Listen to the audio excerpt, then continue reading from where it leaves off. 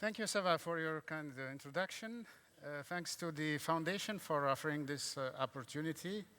And special thanks to Mrs. Tawakkol for her beautiful speech, opening speech this morning. It was really moving and very rich. Allow me then to switch to Arabic because the majority here in the room are Arabic speakers. I will say. Ladies and gentlemen, good afternoon. We're still in the afternoon, right? Or is it evening? Good time then. I was requested to speak about transitional justice.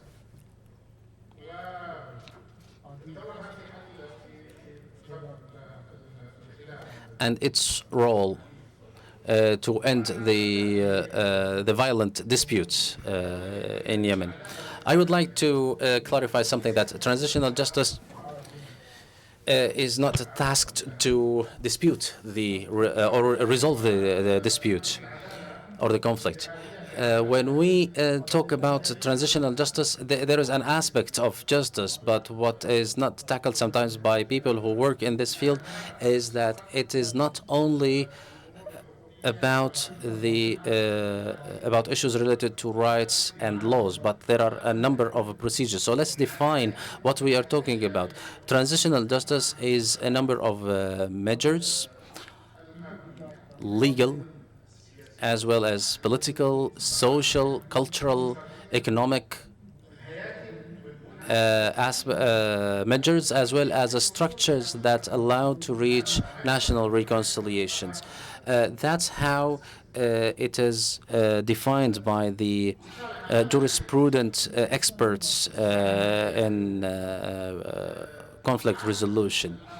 The resolution aims to solve or to address the psychological and social impacts of the violence. This is called the negative or shortcoming reconciliation. The genuine reconciliation is to reach an opportunity for coexistence and building a state together, which is a perception of the coexistence and living together in the future. This is the genuine or the positive reconciliation.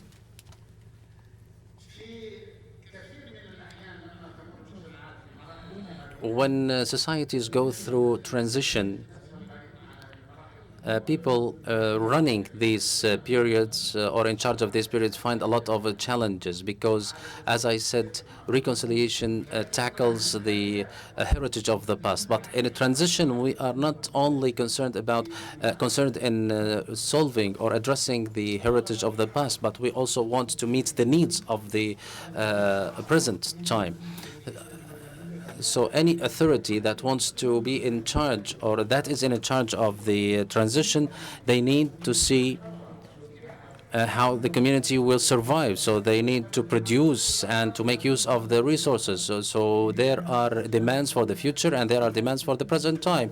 The future responsibilities are related to building institutions and building the state of the rule of law and good governance. All of this make the processes of reconciliation, including transitional justice, very challenging.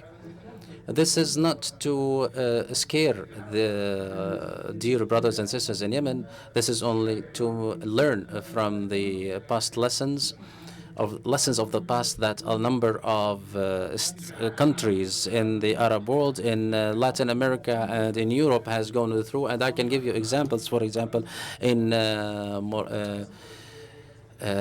Tunisia, for example, the Dignity and the Truth Commission, and in Morocco there was the Reconciliation and the Truth Commission, and in Algeria there was the National Reconciliation and Peace Charter. So the challenge is huge. The second challenge in transitional justice is or has to do with the mediation within community. rather than a purely human rights logic. Most of you are working in human rights or human rights defenders. So the field of human rights has a different logic, including advocacy, campaigns, denunciation of atrocities, etc. But the logic of transitional justice has a different logic. It takes into consideration human rights because we cannot imagine reconciliation or transitional justice that is in conflict with the law of the international law of human rights, especially when it comes to the atrocities and abuses. But at the same time, we are talking about mediation between the different parties within the community. And when we are talking about such a context, we find ourselves talking with people who are involved in perpetrating crimes. So there are levels of the crimes perpetrated, and it is necessary, if we want to reach national reconciliation, to include everybody, including those who are involved in the crimes. So transitional justice is called or labeled that it doesn't aim only to address the rights of the victims, but also it addresses the rights of the perpetrators and the rights of the community at large. The national reconciliation during the dispute or a violent conflict, things come in the third phase, which means after we end the conflict or reach a cessation of hostilities or a ceasefire, or what is called the conflict settlement. The second phase is the conflict resolution, or addressing the root causes of the conflict. Then the third phase is reconciliation. So we have these three phases. The sequence is very important in this regard. So we can work on these three phases without any problem. We can work on them in parallel, but there's something that must be avoided, which is overlooking the second phase, which is the conflict resolution, which means addressing the root causes of the conflict. There are examples in the world. For example, in Algeria, a law was passed for national reconciliation, but without addressing the root causes. That's why we see since 2005, it's been 15 years now since then, the Charter of National Reconciliation didn't achieve anything, and you see what is the movement and the dynamic that is taking place in Algeria now. Very quickly, or briefly, because I'm losing time, national reconciliation must be based on several pillars. Four of them are very important, which are the truth, the memory, justice, and amnesty. Of course, truth is very important for the victims and the community at large. Everybody needs to know who did what and who is responsible for what has been perpetrated. This is a right for the victims and the community at large. There are examples like the examples of reconciliation, like the Moroccan example. They achieved something for reaching the truth, but it was not complete. When the truth commissions were wanted to mention what happened to them, they told victims to say that, but without mentioning who did that to them.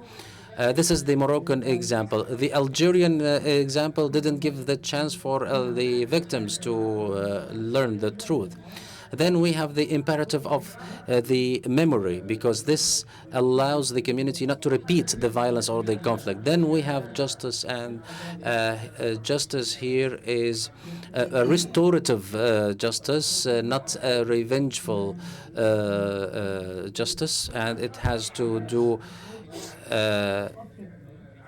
to serve the entire community. Then we have the amnesty, because amnesty mitigates the dryness of justice or the roughness of justice. In terms of amnesty, there are, of course, individual rights and public rights. For the public rights, the entity that is responsible for the reconciliation can issue a general amnesty policy for the perpetrators in the general rights. But in terms of the individual or personal right, there is no authority that can provide or offer amnesty for the crimes against individuals or for the personal rights. But what it can do is to encourage individuals to forgive for